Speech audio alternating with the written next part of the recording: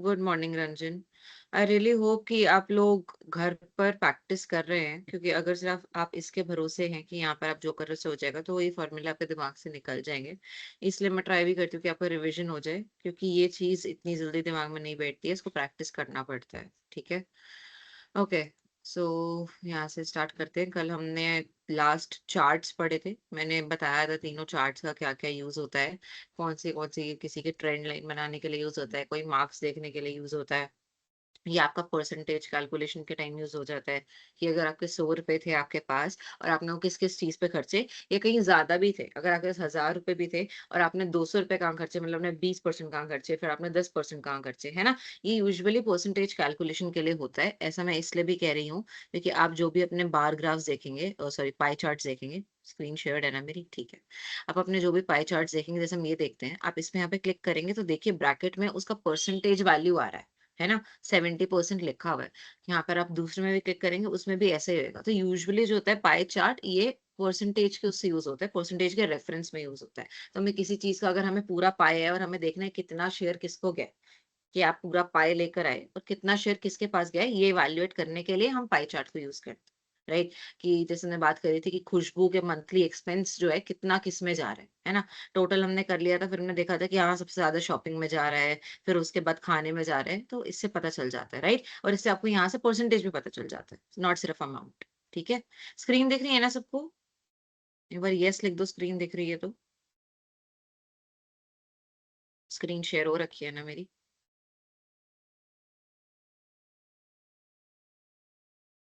Perfect, ठीक है। आज की क्लास स्टार्ट करते हैं फिर हमारी। आज की स्लाइड, हमारी क्लास यहाँ से स्टार्ट होगी थी। तो हमने यहाँ पे क्या लिखा है, बेसिकली डेटा को सॉर्ट करना, उसको फिल्टर करना। यहाँ पे दो चीजें लिखी हुई हैं। बेसिकली इसका क्या फायदा है? इसका ये फायदा है कि अगर आपका ऐसा डेटा दिया हुआ है, राइट, यहाँ पे देखिए आपका डेटा दिया हुआ है, तो यहाँ पे नाम लिखे हुए हैं, यहाँ पे मार्क्स लिखे हुए हैं।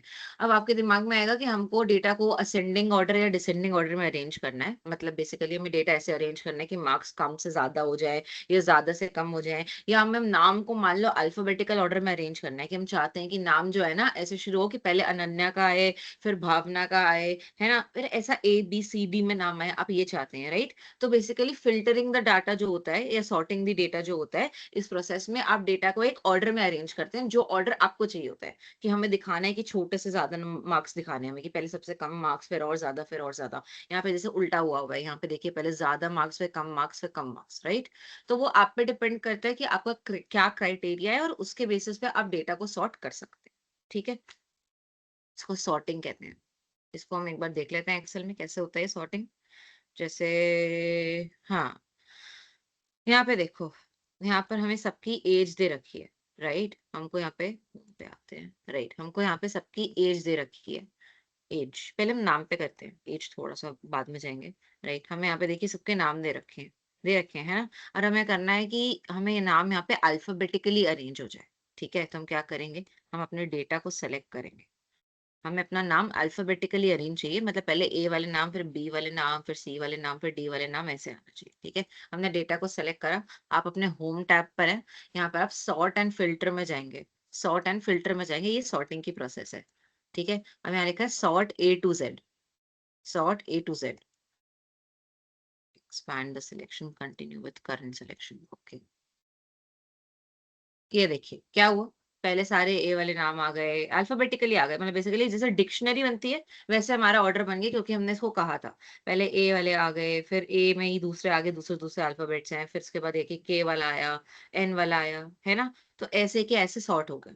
राइट। अब दूसरी चीज जो हम कह रहे थे कैसे कर सकते हैं सॉर्ट, हमने अभी देखा था कि मार्क्स को भी हम ऐसे ही सॉर्ट कर सकते हैं, highest to lowest, lowest to highest करके, है ना। तो यहाँ पे अगर हम मान लो हम यहाँ देखते हैं, हमें मंथली एक्सपेंस को सॉर्ट करना है। मंथली एक्सपेंस हमें कैसे सॉर्ट करना है, कि पहले किसका कम था हमें वो देखना है, फिर किसके ज्यादा है हमें वो देखने हैं। ठीक है। तो यहाँ पे हम क्या करेंगे, मंथली एक्सपेंस को सिलेक्ट करेंगे। ये हमने यहाँ तक सारे मंथली एक्सपेंसेस को सेलेक्ट कर लिया। ठीक है। अब क्या करेंगे, अब हम बेसिकली जाएंगे यहाँ पे सॉर्ट एंड फिल्टर पे। ठीक है। सॉर्ट एंड फिल्टर में देखो यहाँ पे क्या लिखा हुआ है, sort smallest to largest, sort largest to smallest. अब हमें देखना है, ये देखो यहाँ पे अपने आप ही वो बदल गया। जब तक अल्फाबेट थे तो अल्फाबेट दिखा रहा था A to Z, अब यहाँ पर वो दिखा रहा है तुमको लिखकर कि तुमको बताओ क्या तुमको छोटे से बड़े नंबर चाहिए या तुमको बड़े से छोटे नंबर चाहिए। हमें छोटे से बड़े नंबर चाहिए, तुम स्मॉलेस्ट टू लार्जेस्ट पे क्लिक करते हैं। ठीक है, और हमें सिर्फ इसी जो डेटा हमने सेलेक्ट करा है सिर्फ इसी पे लगाना है। तो इसको हमने करंट डेटा सिलेक्शन पे क्लिक कर दिया, सॉर्ट करो। ये देखो, पहले छोटा नंबर छोटा नंबर छोटा नंबर, फिर बड़ा नंबर बड़ा नंबर बड़ा नंबर, पूरा डेटा ऐसे सेट हो गया। यहाँ पे नाम भी चेंज हुए हैं क्या? नहीं, ओके ठीक है। हाँ, तो यहाँ पे आपने देखा डेटा ऐसे सेट हो गया कि आपने उसको कहा कि हमें छोटे से बड़ा चाहिए, तो मंथली एक्सपेंसेस भी वैसे ही अरेंज हो गए। ठीक है, टोटल इनकम का भी हम ऐसे ही कर देते हैं, टोटल इनकम का उल्टा करते हैं। ठीक है, हम इसको डिसेंडिंग ऑर्डर में डालेंगे, पहले बड़ी इनकम देखेंगे फिर छोटी इनकम देखेंगे। ठीक है, सेलेक्ट करा पूरा डेटा, वही हम 81 तक गए कल की तरह। आई होप डेटा सेलेक्ट करना हर किसी को आ गया हो। अब डेटा सेलेक्ट करना एक प्रॉब्लम ना हो, वरना अगर फिर भी डाउट है तो आप इसको पकड़ेंगे, आप लेफ्ट क्लिक करके रखेंगे। ठीक है, और ये ऐसे आप नीचे खींच देंगे, डेटा सेलेक्ट हो जाता है सर। ठीक है, डेटा सेलेक्ट हुआ आपका। अब आप क्या करेंगे, आप सॉर्ट एंड फिल्टर में जाएंगे, आप उसको कहेंगे हमें पहले बड़ा नंबर चाहिए फिर छोटा नंबर चाहिए, और हमें सिर्फ ये इस सिलेक्शन पे लगाना है जो हमने सेलेक्ट करा है डेटा। ये देखिए, ये किस पे लगाया था? अरे लगा नहीं है इस पे, एक सेकेंड गाइस।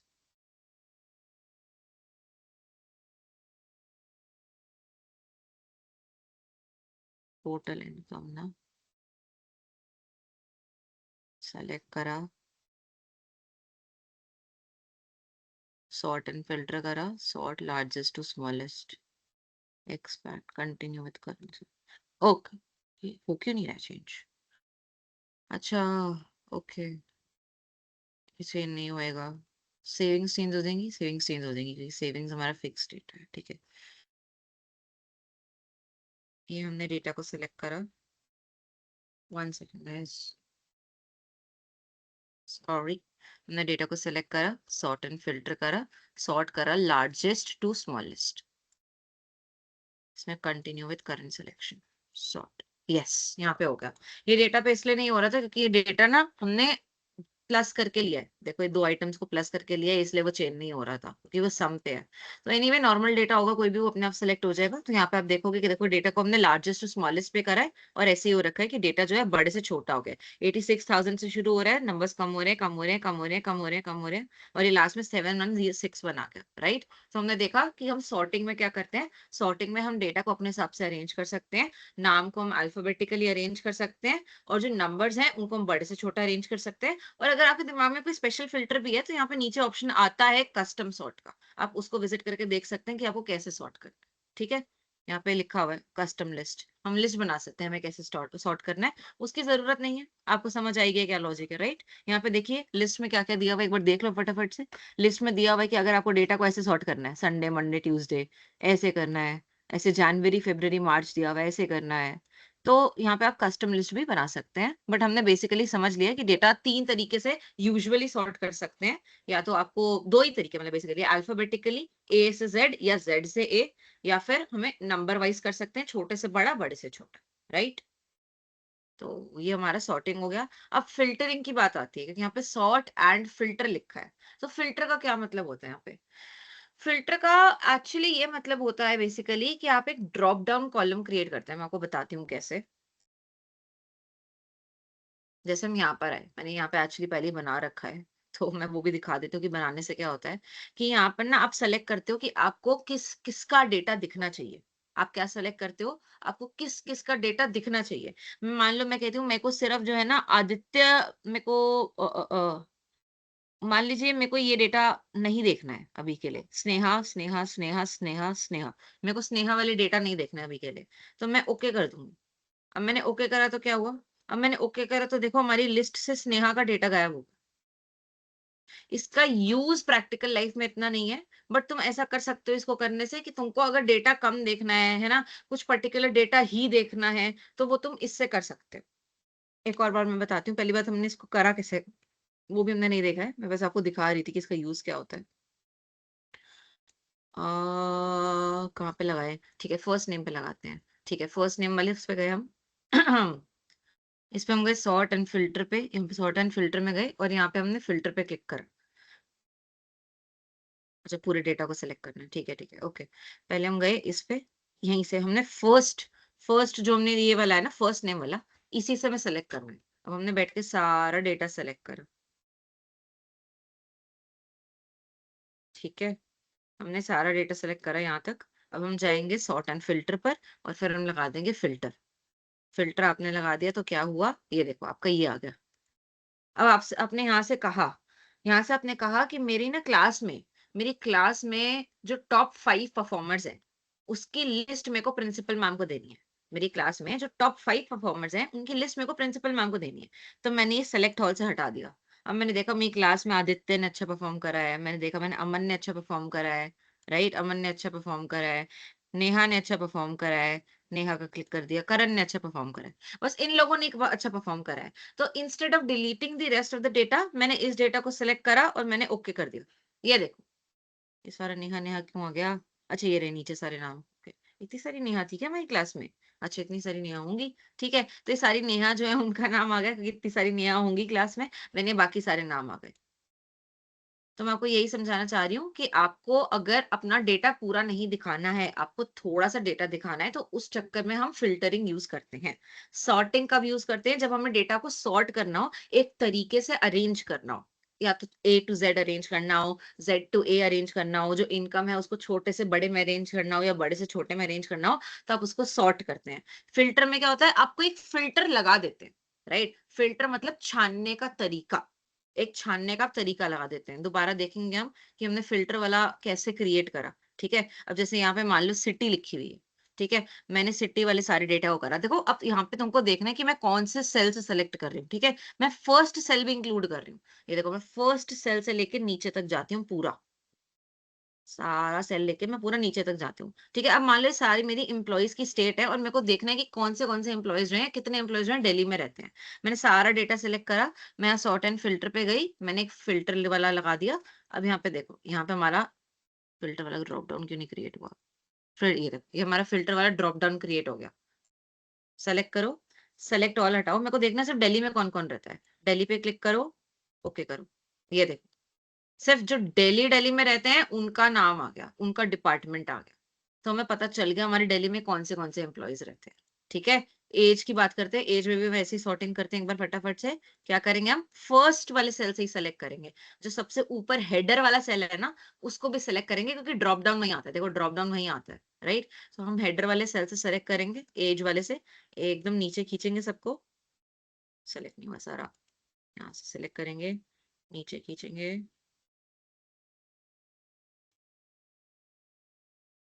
ठीक है। सेलेक्ट हो गया, सॉर्ट एंड फिल्टर पे जाएंगे, फिल्टर पे जाएंगे। अब हमारा ड्रॉप डाउन क्रिएट हो गया होगा, sort and filter, filter, okay, right. अब यहाँ पे तुम कहोगे हमें देखना है, मेरे को देखना है कि मेरी ऑर्गेनाइजेशन में 25 और 25 से कम कितने लोग हैं। तो मैं सारे नंबर सेलेक्ट कर लूंगी 25 तक, 25 तक, ओके। बस 25 तक सारी ऑर्गेनाइजेशन के लोग आ गए, यहाँ पे सबके नाम भी आ गए और बाकी सब इंफॉर्मेशन भी आ गई, ठीक है। तो this is sort and filter. आगे वाले फंक्शन पे चलते हैं। आई होप कोई डाउट नहीं होगा, मैंने 3 एग्जांपल से समझाया है, ठीक है। आगे चलते हैं, कंट्रोलिंग एंड सिक्योरिंग डेटा। अब मान लीजिए आपको एक्सेल शीट जो है आपके पास है, ठीक है, और आपको अपने एम्प्लॉय को वो शीट देनी है। और मान लीजिए कि उस शीट में लोगों की सैलरी लिखी हुई है, लोगों के बोनस लिखे हुए हैं, है ना। तो आप चाहोगे कि आपका एम्प्लॉय जो है वो शीट को बदल ना पाए, क्योंकि वो हो सकता है अपना बोनस बढ़ाने की कोशिश करे, या वो किसी को हेट करता है उसका बोनस कम करने की कोशिश करे, है ना। तो सिक्योरिंग द डेटा में हम क्या करते हैं, सिक्योरिंग में डेटा में हम बेसिकली जो शीट होती है, जो शीट क्रिएटेड होती है, इसको लॉक कर देते हैं कि आप इसको बदल ही नहीं सकते हो, आप सिर्फ इसको देख सकते हो, है ना। व्यू ओनली मोड जैसे होता है, तो इसमें हम क्या करते हैं, शीट प्रोटेक्शन में एक ताला लगा देते हैं, जिससे उस फॉर्मूला को कोई नहीं बदल सकता, उस शीट में किसी भी कंटेंट को कोई नहीं बदल सकता, ठीक है। अब ये शीट प्रोटेक्शन लगता कैसे है, बहुत ईजी है, कुछ नहीं करना है इसमें। आप अपनी शीट पर जाइए, ये आपकी शीट है, ठीक है। ये हमारा डेटा था, राइट। ये आपकी शीट है, नॉर्मली आप अपनी शीट पे जाइए, उसके बाद आप जाइए यहाँ पे रिव्यू पे, ठीक है। आपकी नॉर्मल शीट है, आप होम टैब पे थे, आप जाइए रिव्यू पे।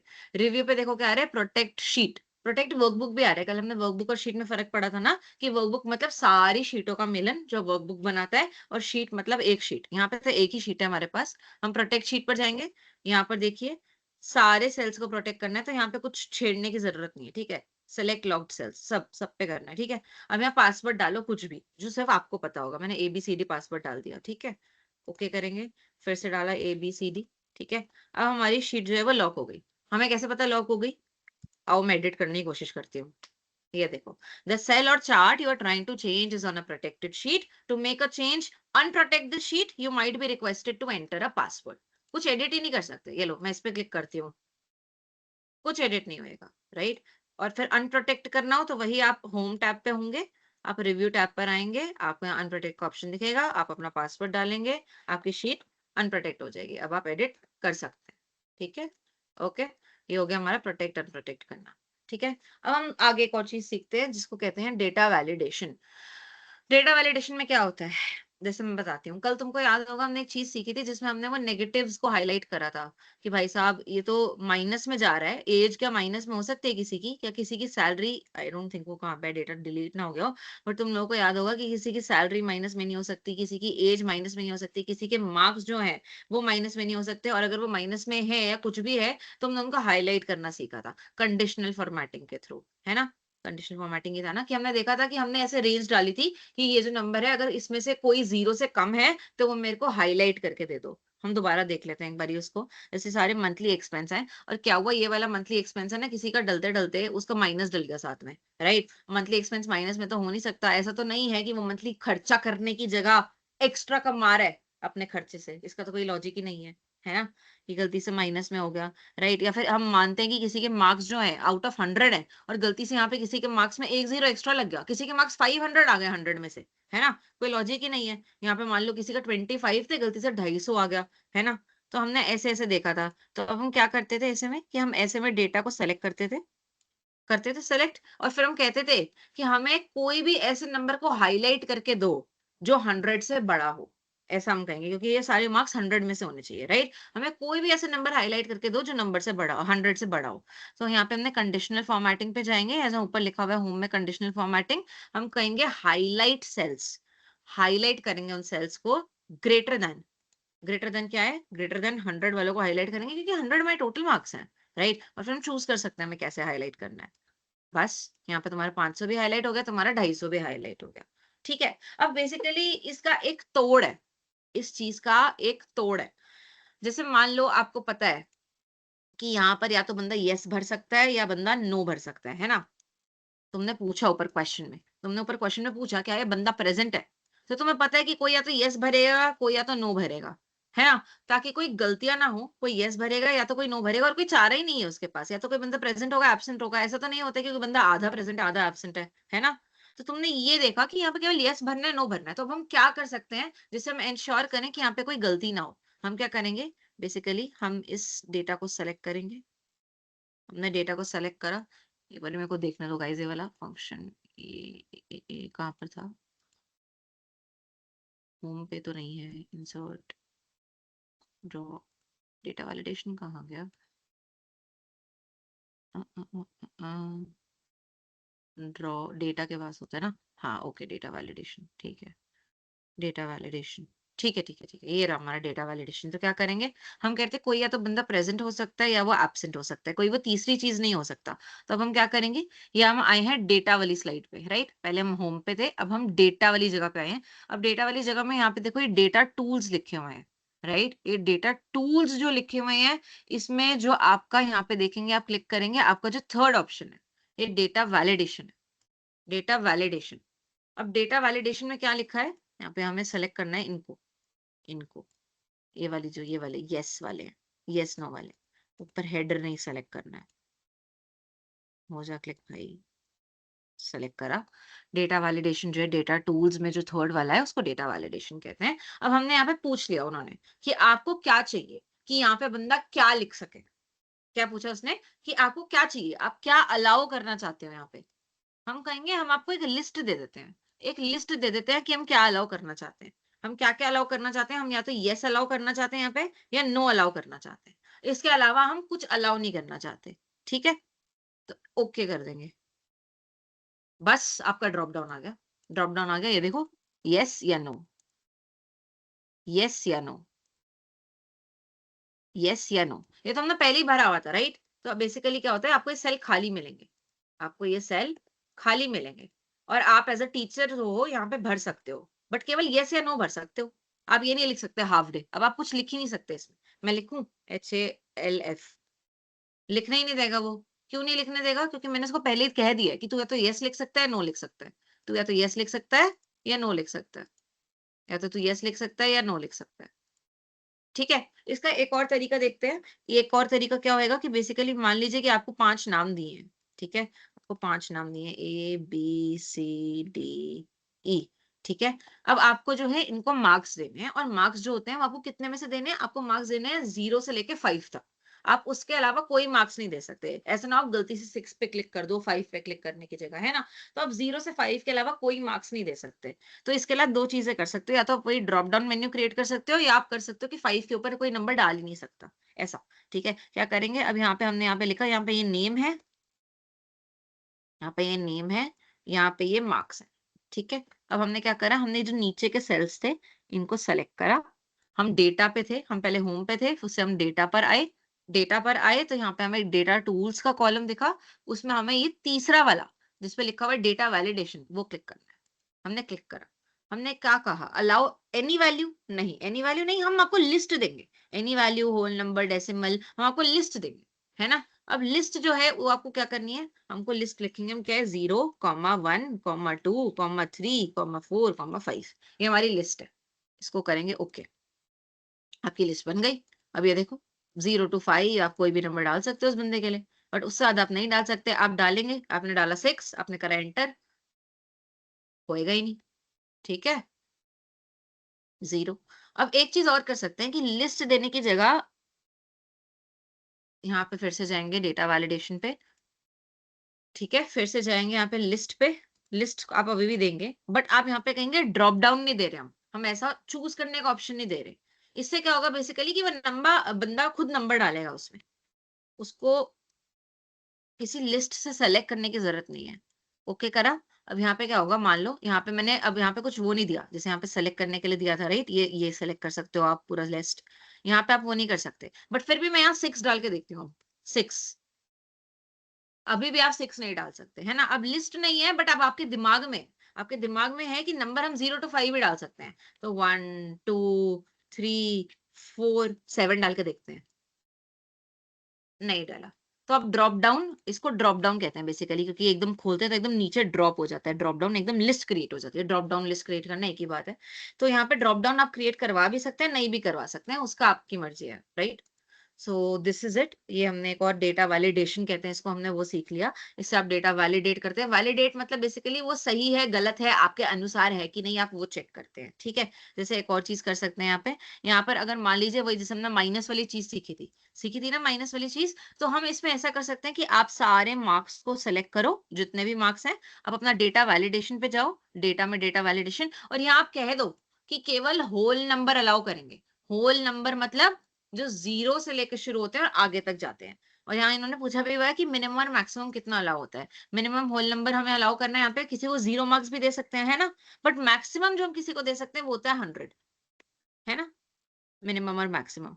मान लो अभी खाली है, तो ये खाली होती है तो हम भर ही देते, ठीक है? अब यहाँ पे हमने 2 कंडीशन लगा दी, एक तो वो होल नंबर होना चाहिए और एक वो 0 से 100 के बीच में होना चाहिए, ठीक है? अब मान लो मैं यहाँ पे लिख देती हूँ -30, एंटर करूँ, नहीं होएगा, नहीं होएगा, बिल्कुल नहीं होएगा। हम लिख देते हैं यहाँ पे, मान लो 20 लिख रही थी मैं, गलती से एक 0 और लग गया, 200, नहीं होएगा, है ना? तो हमने देखा कि हम उसको कैसे रेड भी कर सकते हैं और फिर हमने देखा कि कैसे हम उसको मना कर सकते हैं। ये तो हम लिख ही नहीं सकते वो डेटा, बाकी नंबर्स हो जाएँगे। यहाँ पे मैंने 75 लिखा हो गया, यहाँ पे मैंने 80 लिखा हो गया, यहाँ मैंने 90 लिखा हो गया, यहाँ मैंने 100 लिखा हो गया। मिनिमम और मैक्सिमम मैंने 0 to 100 लगाया हुआ है, तो 0 भी हो गया। ठीक है गाइस? तो ऐसे आप डेटा को यहाँ पे वैलिडेट करते हैं, देखते हैं कि एकदम सही डेटा पुट इन हो रहा है। अभी तक किसी को कोई डाउट है तो पूछ लें, वरना हम आगे चलेंगे। मैंने बहुत स्लो स्लो समझाया है, बट फिर भी है डाउट तो प्लीज पूछ लो। नहीं है तो नो डाउट लिख दो चैट में। काफी बच्चे आए हुए हैं आज।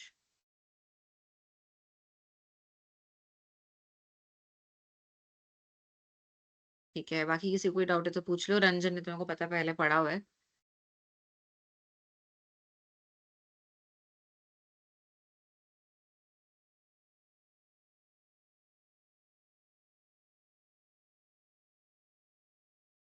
नो डाउट गाइस, ये कोई क्लास ही नहीं देख रहा है, क्या हो रहा है, मतलब ऐसा क्लास लगा के छोड़ देते हैं क्या? कुछ तो लिखो, यस नो, क्या चल रहा है?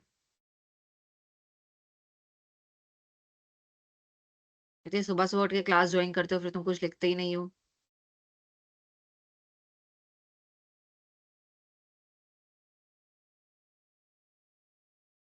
ओके, कोई भी रिप्लाई नहीं है चैट में। Anyway,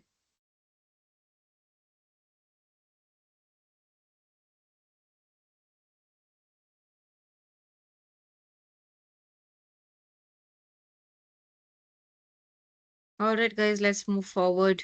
data validation, sheet protection हो गया। ठीक है, आगे चलते हैं। ये डेटा हमने देख लिया कैसे होता है। ठीक है, तो हमारी ये पीपीटी बेसिकली खत्म हो गई है। तो हम आज की पीपीटी से स्टार्ट करते हैं। ये सब आपने देखा ही था, ये सब वही है जो कल डिस्कस हुआ था, एग्जैक्टली सेम चीज है। राइट।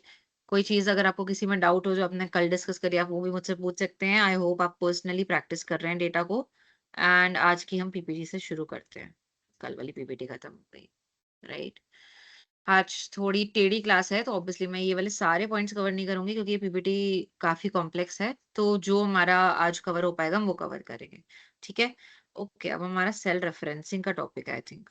हाँ, हमारा सेल रेफरेंसिंग का टॉपिक है। ठीक है। सेल रेफरेंसिंग भी हमने, okay Babli, thank you. Cell referencing भी हमने पढ़ रखा है, बट हम ऑब्वियसली इसको दोबारा पढ़ेंगे। मैंने आप लोगों को ये सिखा रखा है। कहाँ पे जाएं, कहाँ पे जाएं? एक नया डेटा बनाते हैं। ठीक है। अब यहाँ पे जैसे हमने खुशबू की मंथली एक्सपेंसेस लिखे थे, कि महीने के उसके क्या क्या खर्चे होते हैं, हमने वो लिखे थे, है ना?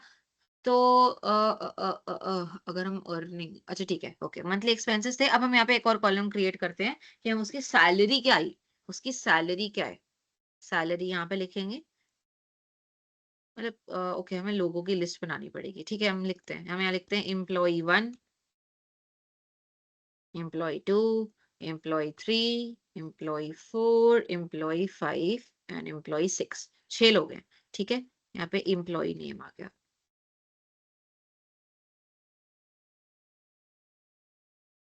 यहाँ पर आएगा फिर एम्प्लॉय की सैलरी। ठीक है। फिर यहाँ पर आएगा एम्प्लॉय को क्या मिला है, बोनस।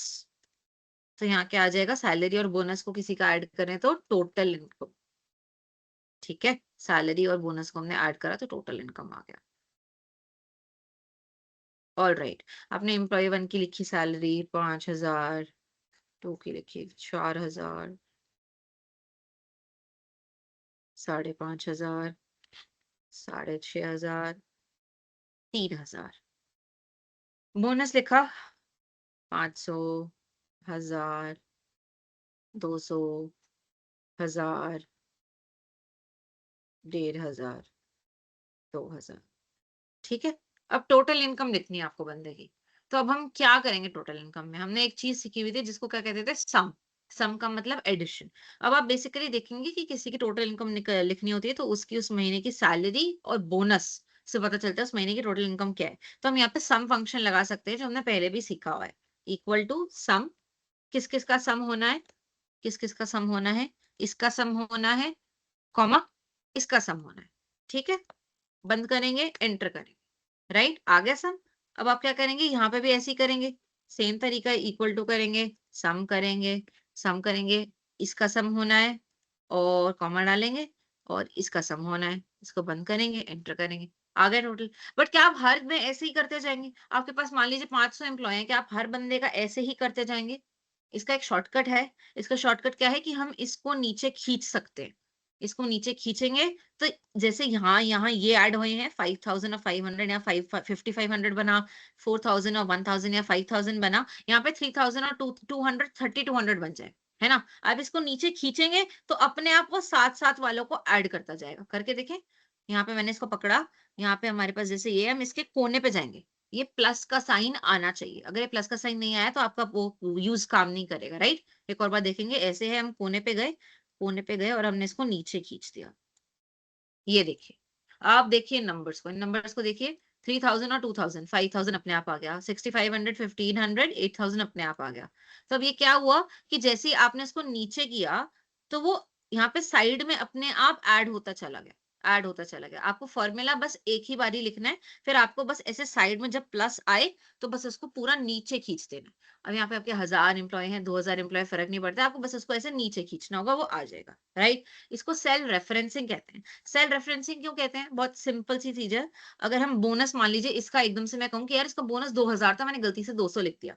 अब आप कहोगे क्या मैं यहाँ पे भी चेंज करूँ, फिर मैं टोटल में भी चेंज करूँ, मैं पागल हूँ क्या? ऐसा नहीं है। आपको बस यहाँ पे बोनस बढ़ाना है, 2000 करना है, एंटर करना है। देखो, यहाँ पे टोटल इनकम अपने आप चेंज हो गई। ऐसा क्यों होता है? ऐसा इसलिए होता है क्योंकि हमने इस सेल का रेफरेंस दिया हुआ है। सेल रेफरेंसिंग, इस सेल का हमने नंबर दे रखा है। हमने इस सेल का नंबर दे रखा है। यहाँ पे देखोगे, यहाँ पे इस सेल का नंबर आ रखा है D32। D32 इस सेल का नंबर है। तो अब इस सेल में जो भी अमाउंट होगा, वो अपने आप यहाँ पर ऐड हो जाएगा। सेल रेफरेंसिंग इसी चीज को कहते हैं कि आपने सेल को रेफर कर रखा है, उसका अमाउंट टोटल में ऐड हो जाएगा। ठीक है? सेल को रेफर करना है, अमाउंट को रेफर नहीं करना है। जैसे इसका बोनस मान लो 5000 रुपए था, हमने एक और जीरो ऐड करा। अब ये सेल रेफर हो रखा है, ये पर्टिकुलर जो सेल है, हमने इसका रेफरेंस दे रखा है, इसमें जो भी अमाउंट होगा, वो वाला अमाउंट फाइनली यूज होगा। ठीक है? हमने इसको एंटर करा, हमारा टोटल अमाउंट भी बदल गया, क्योंकि टोटल अमाउंट में देखो इस सेल का रेफरेंस हो रखा है ना? तो इस सेल में आप कोई भी अमाउंट डालोगे, वो चेंज हो जाएगा टोटल में भी। सेल रेफरेंस को ऐसे ही खेलते हैं, ऐसे ही यूज करते हैं कि आप अपना अमाउंट चेंज करो, तो टोटल अमाउंट भी चेंज हो जाए। ठीक है? जैसे हमने कल उस टाइम भी सीखा था, जब हमने खुशबू का सीखा था ना, तो हमने देखा था कि कैसे हमने यहाँ पे चेंज करा था, तो हमारा जो पाई चार्ट है, वो भी चेंज हो गया था। क्यों चेंज हुआ था? क्योंकि पाई चार्ट में हमने ये सेल को ऐसे सेलेक्ट कर रखा था। हमने पाई चार्ट में नंबर नहीं लिखे थे, हमने पाई चार्ट में सेल लिखे थे कि इस सेल में जितना अमाउंट है, उसको पाई चार्ट में दिखा दो। अगर इसमें अमाउंट बढ़ जाता है, तो तुम टोटल अमाउंट भी बढ़ा दो। ठीक है? ऐसे एक बार फिर से इसमें देखते हैं, यहाँ पे हमारा पाई चार्ट कहाँ है? हमने बना तो रखा था पाई चार्ट। ओके, ये रहा, ये देखो पाई चार्ट, ये रहा खुशबू का पाई चार्ट। इसको वहां लेके जाते हैं। ओहो,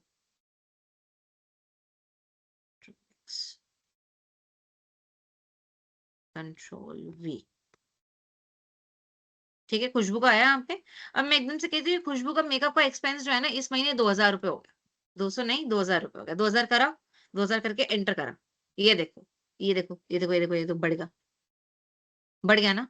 क्यों बढ़ गया? क्योंकि मैंने ये जो पाई चार्ट बनाया है, ये मैंने सेल के रेफरेंस से बनाया है। मैंने सेल का नाम और नंबर दिया है, मैंने अमाउंट नहीं दिया है।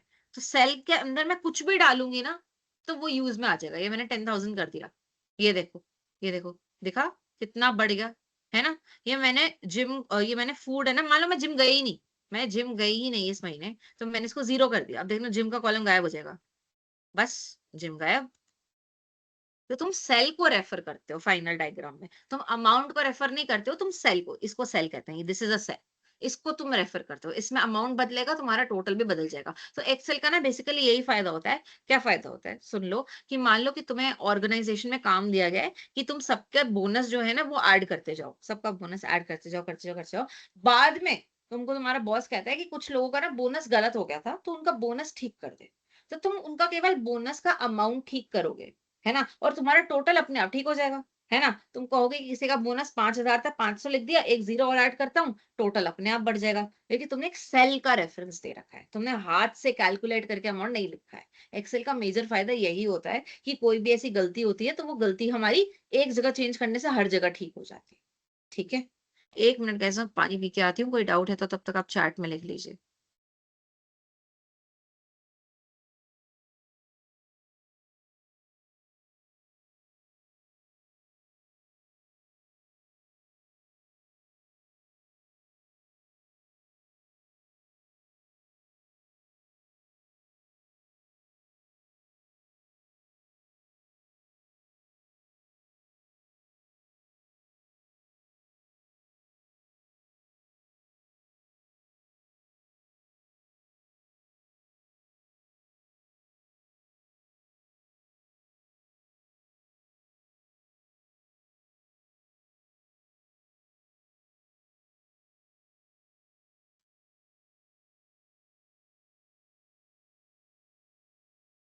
सेल रेफरेंसिंग का कंसेप्ट है, वो सबको समझ आ गया है, क्योंकि हम अगले कंसेप्ट में मूव कर रहे हैं। ठीक है, ये हमारी रिलेटिव रेफरेंसिंग सेल रेफरेंसिंग होती है, इसको बेसिकली आप यही समझे। एब्सोल्यूट रेफरेंसिंग आपको समझानी पड़ेगी, वो मैं कल समझाती हूँ, क्योंकि एक बारी में इतना लोड नहीं आएगा दिमाग पे, नहीं चल पाएगा, will not be able to do so much. तो एब्सोल्यूट रेफरेंसिंग हम कल समझेंगे। अगला टॉपिक पे चलते हैं अभी हम। हाँ, ठीक है। अब आपको मैं 2-3 फंक्शन और सिखा देती हूँ। जैसे हमने फंक्शन करे थे ना, सम करा था, काउंट करा था, एवरेज करा था, ऐसे हमारे 2-3 फंक्शन और होते हैं, हम उनको सीख लेते हैं, ठीक है? क्या-क्या फंक्शंस हैं, आओ हम वो अपनी लिस्ट में देखते हैं। एक फंक्शन होता है जिसको कहते हैं राउंड। इस फंक्शन का क्या मतलब है? राउंड का मतलब होता है बेसिकली राउंड ऑफ करना। आपको याद होगा स्कूल में हम डेसिमल्स पढ़ते थे, तो आप उसको राउंड ऑफ कर देते थे कि हम 2 ही डिजिट लिखेंगे आफ्टर आवर मार्क्स। जैसे आपकी मार्कशीट है, मार्कशीट आपने स्कूल में भी देखी होगी, तो आप सबका उसमें टोटल कैलकुलेट करते थे, फिर उसको टोटल नंबर से डिवाइड करते थे। तो कई बार क्या होता था, एक बहुत बड़ा नंबर आ जाता था। जैसे मेरी परसेंटेज क्या थी, 96.66666666 ऐसे। तो इतना बड़ा नंबर ना आए, हम एक नंबर तक उसको राउंड ऑफ कर दें, इसलिए ये राउंड फंक्शन यूज होता है, ये राउंड ऑफ फंक्शन यूज होता है। ठीक है, अब हमें कैसे पता चलेगा राउंड ऑफ फंक्शन कैसे यूज होता है? तो हम एक काम करते हैं, हम ऐसे ही बड़े-बड़े नंबर्स लिखते हैं, ठीक है? 93.333333 88.44444444, ठीक है? 75.55555555 है ना? 66.6666666666, ठीक है? 92.4444444444, ठीक है? अब ये देखने में कितना गंदा लग रहा है ना? और ऐसे ही मान लो बहुत सारे नंबर लिखे हुए हैं, क्या करोगे तुम? तुम क्या करोगे, बेसिकली मैं तुमको दिखा रही हूँ, तुम जाओगे इक्वल टू पे, तुम जाओगे राउंड पे, ROUND, ब्रैकेट में क्या लिखा है? Rounds a number to a specified number of digits. जो आप नंबर सेलेक्ट करोगे उसको राउंड ऑफ कर देगा एक पर्टिकुलर नंबर ऑफ डिजिट्स तक। कितने नंबर ऑफ डिजिट्स तक, वो आपकी मर्जी, वो आप सेलेक्ट करोगे। ठीक है, हम ब्रैकेट खोलते हैं इसका, ब्रैकेट खोलेंगे, इन्होंने कहा पहले नंबर बताओ, मैंने कहा ये वाला नंबर है। अब बताओ कितने तक राउंड ऑफ करते हैं? 2 तक कर देते हैं, तो यहाँ पे हमें लिखना होगा कॉमा डाल के 2, क्योंकि हमें 2 तक राउंड ऑफ करना है। क्लोज करेंगे, एंटर करेंगे, देखिए ये नंबर आ गया 93.33, है ना? अब मेरे को ये सबके लिए करना है, तो मैंने आपको वही चीज सिखा रखी है कि आप ये कोना सेलेक्ट करेंगे और ये आप नीचे खींच देंगे। ये देखिए, तो ये फॉर्मूला जो है ये सब पे लग गया। सेल रेफरेंसिंग का यही कमाल है ना? ये फॉर्मूला जो है ये सब पे लग गया, 88.4444 ये बन गया। अब मान लो मैं ये नंबर बदल दूं कि भाई साहब मैंने गलती से ना ये नंबर गलत लिख दिया था, ये 98 है। अब हम यहाँ बदलेंगे, आप बहुत ध्यान से देखेंगे नीचे भी बदल जाएगा 98, एंटर। ये देखिए अपने आप नीचे भी बदल गया, क्योंकि ये सेल रेफरेंसिंग है। हमने सेल का रेफरेंस दिया कि इस सेल में जो भी नंबर है उसको आपको अरेंज करना है। सेल रेफरेंसिंग, जो सेल में नंबर है उसको अरेंज करना है, नंबर कुछ भी हो सकते हैं, है ना? ऐसे तो ये राउंडिंग ऑफ होती है। आप राउंडिंग ऑफ कितने भी डिजिट तक कर सकते हैं। मान लीजिए मेरे को राउंडिंग ऑफ 3 डिजिट्स तक करनी है, 1 डिजिट तक करनी है, तो वही है, इक्वल टू करेंगे, ROUND राउंड करेंगे, ब्रैकेट खोलेंगे, नंबर को सेलेक्ट करेंगे, कॉमा डालेंगे। मैं कह रही हूँ को 3 डिजिट तक करनी है तो 3 लिख दो, ठीक है? फिर ब्रैकेट को एंड कर देंगे, एंटर कर देंगे। 3 तक हो गया राउंड ऑफ, इसको भी नीचे खींच दो, इसको कोने में जाओ और नीचे खींच दो। 3 तक राउंड ऑफ हो गया, राइट? तो ये डिपेंड करता है कि आपको कितने तक राउंड ऑफ करना है और आप उसको उतने तक राउंड ऑफ कर सकते हैं। ठीक है? अब हमने राउंडिंग ऑफ पढ़ लिया। अब हमें क्या चीज़ पढ़नी है? अब हमें क्या चीज़ पढ़नी है? हमें पढ़नी है लेफ्ट और राइट फंक्शन। लेफ्ट राइट ही नाम था ना इसका फंक्शन का। आई थिंक यही था, चेक कर लेते हैं।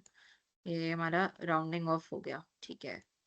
ये इफ वाला बाद में देखेंगे। अच्छा, इन्होंने लेफ्ट राइट दे ही नहीं रखा है यहाँ पे। हाँ, ठीक है, लेफ्ट राइट ही था as much as I remember. आते हैं शीट पे। एम्प्लॉई 80 इक्वल टू लेफ्ट, ठीक है, लेफ्ट राइट ही है। ठीक है गाइस, अब एक चीज देखते हैं यहाँ पे, आपको समझ आ जाएगा। मैं आपको आपको एक एक्सेल पे लिस्ट बना के दिखाती हूँ। मैं एक्सेल पे हम नई शीट ही खोल लेते हैं अपने एग्जिस्टिंग एक्सेल में। खुल जा भाई, किसी और में खुलेगी। ओहो, चलो एक नया एक्सेल ही खोल लेते हैं।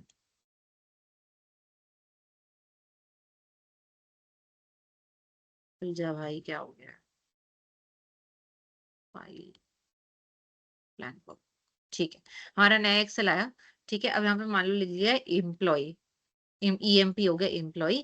अब इसके बाद मान लो उनका ना आधार नंबर लिखा हुआ है, लास्ट के 4 डिजिट्स आधार के, ठीक है, लास्ट के 4 डिजिट्स लिखे हुए आधार के 2240, ठीक है। फिर नीचे लिखा हुआ है एम्प्लॉय, फिर लास्ट के 4 डिजिट लिखे हुए आधार के 7729। ऐसे ही करके मान लो बहुत सारे एम्प्लॉयज की जो है एक लिस्ट बनी हुई है, ठीक है। अब मान लो ये एम्प्लॉय जो है ना ये रोज ऑर्गेनाइजेशन में आता है और इसको रोज आके ना चेक इन करना होता है ऑर्गेनाइजेशन में, अपना कार्ड लगा के इसको दिखाना होता है कि देखो मैं आ गया, मेरी अटेंडेंस लगा दो, जैसे तुम लोग अपनी अटेंडेंस लगाते हो। तो अब क्या होता है, जो मशीन होती है ना, मशीन कई बार ना नंबर ही पढ़ पाती है और तुम उसको अल्फाबेट भी दोगे और नंबर भी दोगे ना, उस पर एरर आ जाएगा, वो कुछ रिकॉर्ड नहीं कर पाएगी, वो कचरा कर देगी, ठीक है। तो इसमें क्या होता है, इसमें एक तरीका होता है, इसमें मशीन में एक सेटिंग कर सकते हैं कि मशीन तो केवल जो लास्ट के 4 डिजिट है, जो लास्ट के 4 डिजिट है, ठीक है, यहाँ से जो लास्ट के 4 डिजिट है, लास्ट के, अब एक नंबर दिया हुआ है, राइट, ये नंबर दिया हुआ है, तो इसमें तुम देखोगे राइट, राइट में जो 4 डिजिट है, राइट में, राइट, ये 2240 जो है ये राइट तक जा रहा है, राइट। तो लास्ट के जो केवल 4 डिजिट है, तो केवल उनको पढ़, तो बाकी नंबर को मत पढ़, हम ऐसा कहते हैं मशीन, राइट। तो लास्ट के जो 4 डिजिट हैं केवल उन्हीं को पढ़, बाकियों को तू मत पढ़। तो इसमें फंक्शन लगाएंगे, अब मेरे ख्याल से ये राइट वाला फंक्शन है, राइट, लेफ्ट, अच्छा ठीक है, लेफ्ट वाला है, ओके, लेफ्ट को चेक कर लूं मैं, लेफ्ट वाला है, ए कॉमा 4 एंटर, नहीं राइट वाला ही था, सही कह रही थी मैं, ओके। हाँ, तो अब इस फंक्शन में क्या होता है, मैं आपको ये बता रही थी कि आपकी जो मशीन है, मान लीजिए आपके एम्प्लॉयज आते हैं ऑर्गेनाइजेशन में और उनकी ईएमपी करके ऐसे उनकी आईडी पे लिखा होता है, और जो होता है वो मशीन जो है ना, वो केवल नंबर रीड कर सकती है आपको प्रेजेंट या एब्सेंट मार्क करने के लिए, है ना। और अगर आप उसको पूरा डेटा दोगे तो मशीन में एरर आ जाएगा, कुछ भी रिकॉर्ड नहीं होगा। तो हमें मशीन में एक्सेल की एक ऐसी सेटिंग डालनी है कि मशीन तो केवल जो लास्ट में जो राइट में 4 डिजिट है ना, कि ये पूरा जो हमारा नंबर है, इसमें जो राइट है, राइट क्या है, ये लेफ्ट है, ई हमारी लेफ्ट साइड है, एम हमारी लेफ्ट साइड है, पी हमारी लेफ्ट साइड है, ये जो राइट है, ये जो राइट के 4 डिजिट है ना, केवल तू इसी को रिकॉर्ड कर। तो क्या करोगे तुम लिखोगे equal to right, equal to RIGHT, right, bracket खोलोगे, तुम ये वाला नंबर दिखाओगे और तुम कहोगे लास्ट के 4 डिजिट रिकॉर्ड कर, लास्ट के 4 डिजिट रिकॉर्ड कर, एंटर कर दोगे, ये रहे। आया, आया ना, इसको पूरा ही नीचे खींच देंगे जैसे हमने सीखा है, ऐसे। और सेम तरीके से तुमको मान लो लेफ्ट के 4 रिकॉर्ड करने हैं, क्योंकि तुम्हारा मान लो कि तुम्हारा बहुत बड़ा नंबर है, बहुत बड़ा नंबर है, 1 2 3 4 5 6 7 8, है ना। ऐसे बहुत बड़े बड़े, ऐसे बहुत बड़े बड़े नंबर्स हैं। बट हमें क्या करना है, हमें केवल लेफ्ट के डिजिट रिकॉर्ड करने हैं, हमें राइट वाले डिजिट से मतलब ही नहीं है, हमें केवल लेफ्ट वाले डिजिट रिकॉर्ड करना है और उससे बंदे की एंट्री हो जाएगी, ठीक है। तो हम क्या करेंगे, हम इसको सेलेक्ट करेंगे, तो हम यहाँ पे पहले हम यहाँ पे जाएंगे, हम लिखेंगे लेफ्ट इक्वल टू लेफ्ट, हमें लेफ्ट का पहला डिजिट, एक ही डिजिट चाहिए, पहले के 2 डिजिट चाहिए, बंदे को लॉगिन करने के लिए पहले के 3 डिजिट चाहिए, कितने चाहिए, है ना। पहले हमें लेफ्ट वाला खोला, हमने इस टेक्स्ट बॉक्स को सेलेक्ट करा, फिर हमने कहा हमें पहले के केवल 3 डिजिट चाहिए उस बंदे को अंदर प्रेजेंट मार्क करने के लिए, तो तुमने यहाँ पे 3 लिख दिया और फिर तुमने इसको क्लोज कर दिया, पहले के 3 डिजिट आ गए। इसको तुम नीचे खींचो, ऐसे, ये देखो पहले के 3 डिजिट आ गए, राइट। तो ये इसी चीज के लिए यूज होता है, जैसे मैंने तुमको यूज केस बताया कि तुमको एम्प्लॉय की अगर आईडी है, बहुत बड़ी आईडी है, और उसको चेक इन करवाने के लिए मशीन का काम आसान करवाना है, तो तुम मशीन को बोलो कि तेरे को नंबर तो पूरा दिखेगा, बट तेरे को केवल पहले 3 नंबर रिकॉर्ड करने हैं, उससे तू उसको प्रेजेंट मार्क कर सकता है ना। या आखिरी के 3 नंबर रिकॉर्ड करने हैं, उससे तू उसको प्रेजेंट मार्क कर सकता है ना। तो लेफ्ट में तुमको पता चल गया कि लेफ्ट में स्टार्टिंग से देखता है वो, और राइट में वो एंडिंग से देखता है, राइट। तो यहाँ पे राइट के 4 तो लिखे थे, तो इसका मतलब यहाँ से 1 2 3 4, राइट के 4 है ना, लेफ्ट मतलब स्टार्टिंग के 3, तो ये स्टार्टिंग का 1, स्टार्टिंग का 2, स्टार्टिंग का 3, ठीक है। तो ये लेफ्ट और राइट फंक्शन होता है। कोई डाउट है इसमें किसी को कि हमने कैसे लेफ्ट और राइट फंक्शन यूज करा? आप क्लास खत्म होने से 15 मिनट आ रहे हो प्रिंस, और नाम पूछो क्लास का, तो हाँ क्लास का नाम तो यही है, बट 15 मिनट की ही बची है। किसी को डाउट है इसमें जो मैंने बताया लेफ्ट और राइट कैसे हम यूज करते हैं?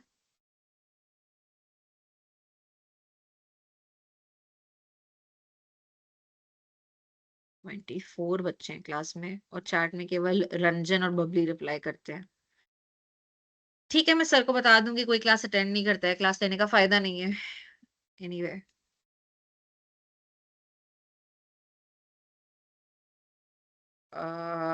लेफ्ट और राइट का फंक्शन हमने समझ लिया।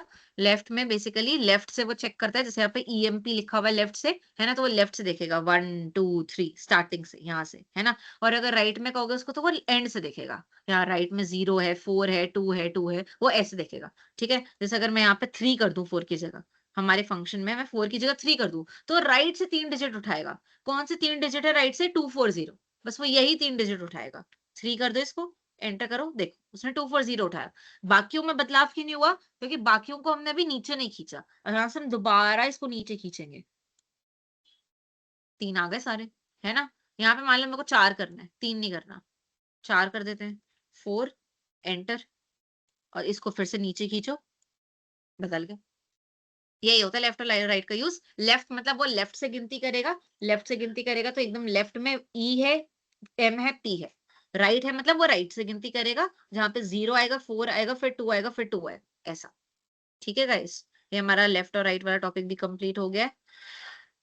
इसके बाद हमारा इफ फंक्शन, जो काफी भारी है, बट आई थिंक हम पढ़ सकते हैं, हमारे पास 10 मिनट है, हम 10 मिनट में इफ फंक्शन निपटा के I can leave you guys. ठीक है, ट्राई करेंगे इसको कि हम इसको एक ही बार में समझ लें।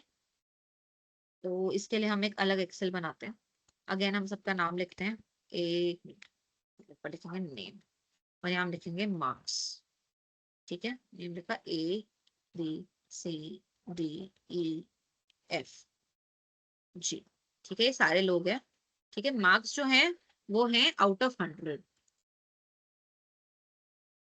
Out of 100।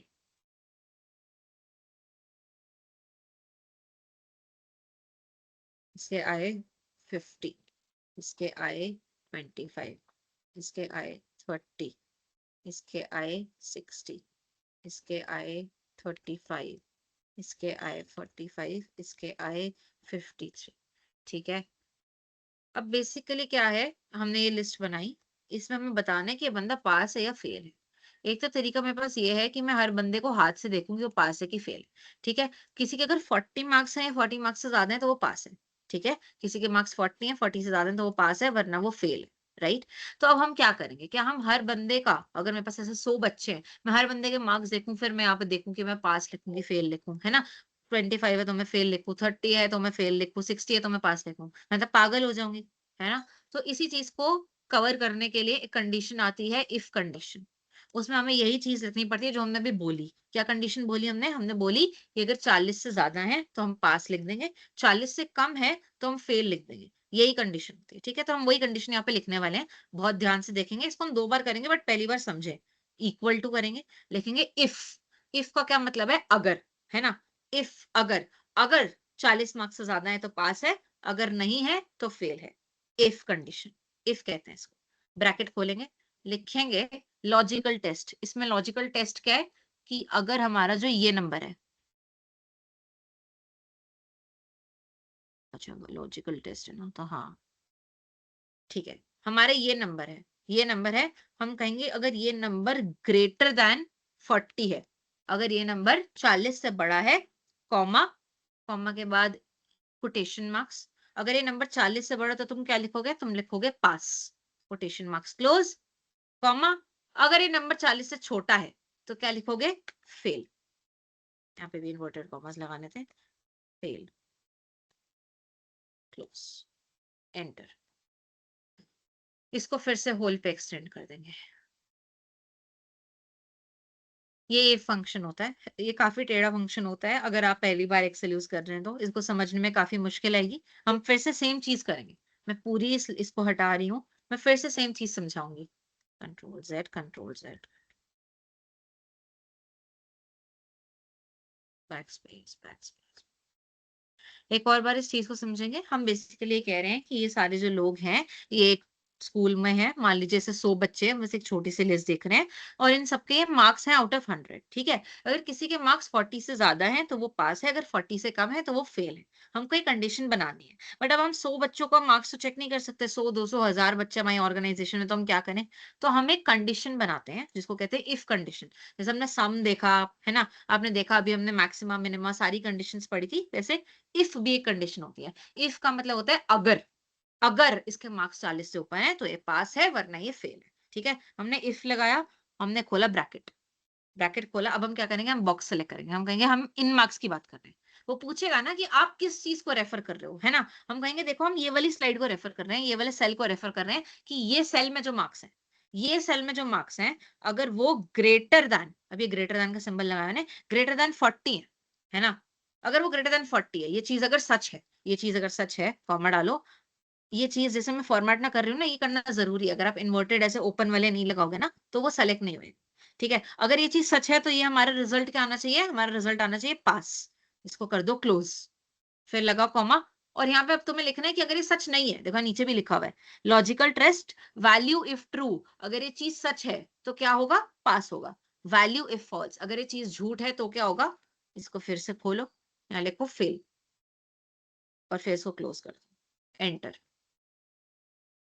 अब इसी को तुम नीचे खींचो, क्योंकि तुमको मैंने सेल रेफरेंसिंग समझा रखा है कि वो अपने आप अडाप्ट कर लेता है। इसमें एक चीज और देखते हैं, अगर मान लीजिए इस बंदी की 50 मार्क्स नहीं आए हैं, इसके मार्क्स मान लीजिए आए 40, है ना? 40 पे तो फेल है, क्योंकि 40 से बड़े पे पास है। इसके मार्क्स आए 40, एंटर कर दो, फेल हो गया अपने आप, अपने आप यहाँ पे देखो चेंज होगा, है ना? तो ऐसा भी नहीं होगा कि तुमने किसी के मार्क्स गलत लिखे हो तो तुमको दोनों कॉलम बदलने हैं, नहीं। मान लो इसके 35 नहीं है, मान लो इसके 85 है, मैं 85 करूंगी ना, अपने आप पास हो जाएगा वो। देखो मेरे को चेंज ही नहीं करना पड़ा। क्या किसी को समझ आया है ये? मैं एक और किसी एग्जांपल से समझाऊंगी, but did you guys get the concept of if? हाँ, रिपीट तो मैं कर रही हूँ क्योंकि मेरे को पता है यहाँ पे कोई सुन नहीं रहा है ढंग से क्योंकि मैंने अभी भी 2 बार समझाया है, बट ठीक है मैं दोबारा समझाती हूँ। आपका जेन्युइन डाउट है तो ऑब्वियसली मैं उसको केटर करूंगी, कोई टेंशन की बात नहीं है, आप टेंशन मत लो, मैं किसी को गुस्सा नहीं कर रही हूँ। बट मैं प्लीज चाहती हूँ कि सब इसको ध्यान से सुने, क्योंकि ये डिफिकल्ट कंसेप्ट है, एक बार में समझ नहीं आते अनलेस आपने एक्सेल पहले कर रखा हो। ठीक है, इफ का कंसेप्ट क्या होता है? इफ का कंसेप्ट ये होता है कि आप एक कंडीशन लगा रहे हो अपने आंसर पे कि अगर इसके मार्क्स 40 से ज्यादा है तो ये पास है, वरना ये फेल है। राइट, इफ का एक कंडीशन होता है। हम अपने हिसाब से कंडीशन बना सकते हैं, हम अपने हिसाब से कोई भी कंडीशन बना सकते हैं। मैं एक और कंडीशन बना के दिखाती हूँ आपको, ठीक है? मान लीजिए अब हम मार्क्स की कंडीशन नहीं बना रहे हैं, अब हम बना रहे हैं एज की कंडीशन। ठीक है, हम बना रहे हैं एज की कंडीशन। अब ये मान लीजिए इन सबकी एज चलो थोड़ी कम कर देते हैं, किसी किसी की एज मान लो 15 है, किसी की एज मान लो 13 है, किसी की एज मान लो 10 है। हमने यहाँ पे कंडीशन बना दी। अच्छा, अब हमको यहाँ पे पता करना है कि क्या ये बंदा चाइल्ड है या ये बंदा अडल्ट है। ये बंदा चाइल्ड है या अडल्ट है। तो अब चाइल्ड या अडल्ट में क्या होगा, तुम मेरे को खुद बताओ। अगर कोई बंदा 18 के ऊपर है तो वो अडल्ट हो गया, कोई बंदा 18 के नीचे है तो वो चाइल्ड हो। फिर से इफ की कंडीशन आ गई, अगर अगर कोई बंदा 18 के ऊपर है तो वो अडल्ट है, अगर नहीं है तो वो चाइल्ड है ना? तो हम यहाँ पे करते हैं फिर से वही सेम चीज, हमने कहा इक्वल टू, हमने लिखा इफ, इसको हमने ब्रैकेट खोला।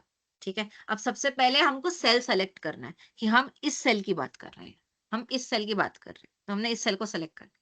ठीक है, अब हमें क्या बोलना है, हमें बोलना है कि इस सेल में जो नंबर है, इस सेल में जो भी नंबर है, अगर वो ग्रेटर देन 18 है, अगर वो 18 से बड़ा है, कॉमा, तो हमारा क्या रिजल्ट होगा? अगर वो 18 से बड़ा है तो हमारा रिजल्ट लिखो तुम अडल्ट।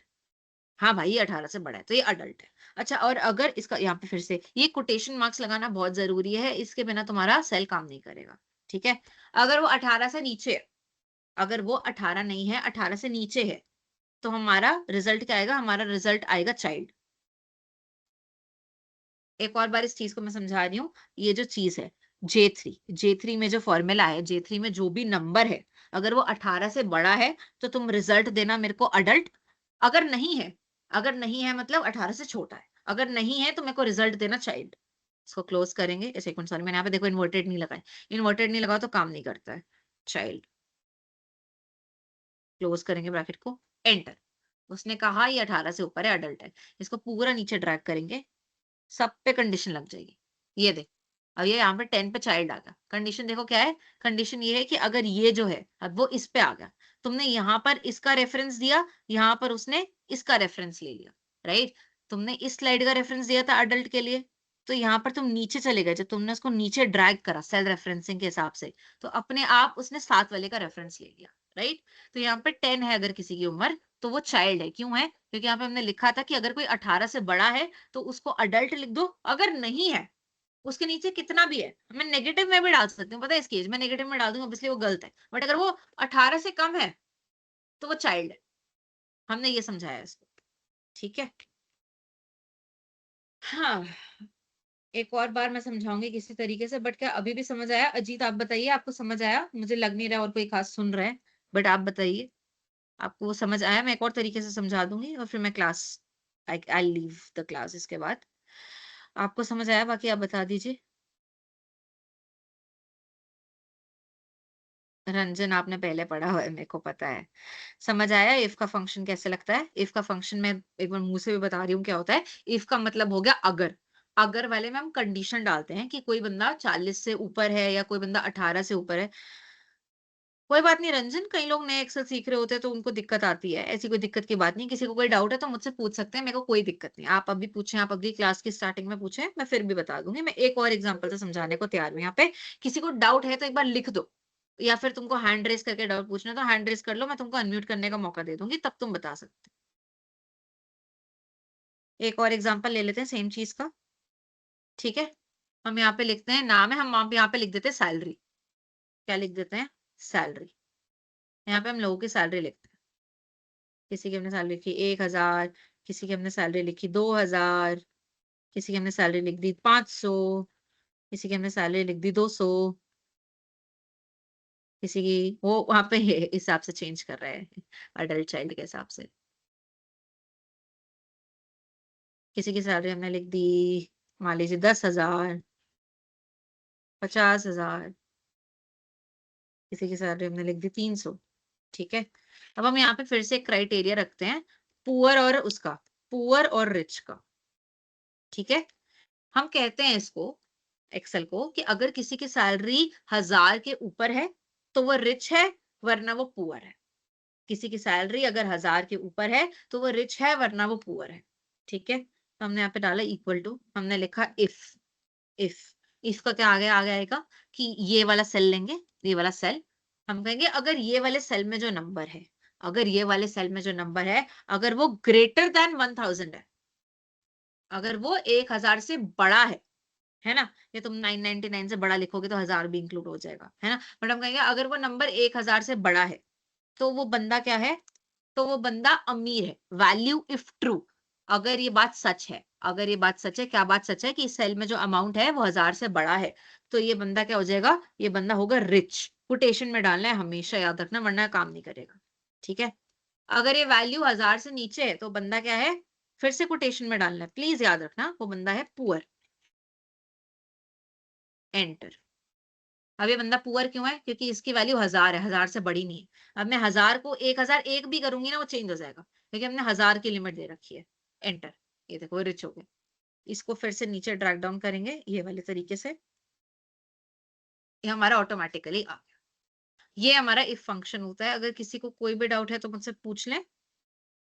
समझ नहीं आया प्रियंका, मैंने एक्चुअली 4 बार समझा दिया है, तो क्लास ये रिकॉर्ड हो रही है। आप एक काम कर सकते हैं कि आप क्लास को देखें दोबारा जब क्लास खत्म हो जाए, और अगर आपको तब भी समझ नहीं आ रहा, मुझसे कल पूछ सकते हो। ठीक है guys, any other doubt? If function तो मैंने 4 बार समझाया है, मैं और नहीं समझा पाऊंगी इसको और कोई तरीका नहीं है और समझाने का। बाकी और एग्जांपल्स ले लेंगे कल, कोई टेंशन की बात नहीं है अगर सही समझ आया तो।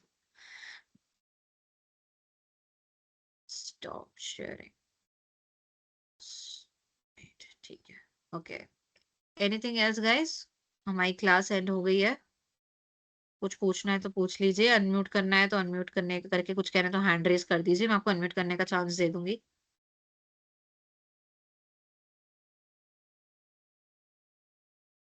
देखिए, आई एम सॉरी अगर मैं कहीं पे भी गलती से भी रूड हो जाऊं, मेरे को रूड नहीं होना है। आप अपना डाउट प्लीज पूछिए, क्योंकि आप डाउट पूछेंगे तब भी आपको समझ आएगा। कोई दिक्कत नहीं है। अगर आपको 4 बार लग रहा है, 5 बार लग रहा है, कोई दिक्कत नहीं, हम डिस्कस कर सकते हैं। रंजन, मैं अपनी पर्सनल इन्फॉर्मेशन ऑनलाइन शेयर नहीं करूंगी यहाँ पे। ठीक है गाइस, कोई भी डाउट हो आप मुझसे पूछ सकते हैं, अभी पूछ सकते हैं, वो कल वाली क्लास में पूछ सकते हैं, कोई झिझक नहीं है, कोई दिक्कत नहीं है। ठीक है, मैं कई बार बोल देती हूँ, आई एम सॉरी, आपको उसको मन पे नहीं लेना है। आपको कोई भी डाउट है आप प्लीज मुझसे पूछिए, आप 4-5 बार पूछिए। ठीक है अजीत, अगर आपको समझ ना आया हो, आप कल दोबारा पूछ सकते हैं। एंड कोई और भी कह रहा था कि समझ नहीं आया है, कौन था? हाँ प्रियंका, अगर आप भी कल दोबारा क्लास देख लीजिए जो अभी आएगी, अभी ये अपलोड हो जाएगी, तो आपको कोई भी डाउट होगा तो आप तब भी पूछ सकते हैं। ठीक है।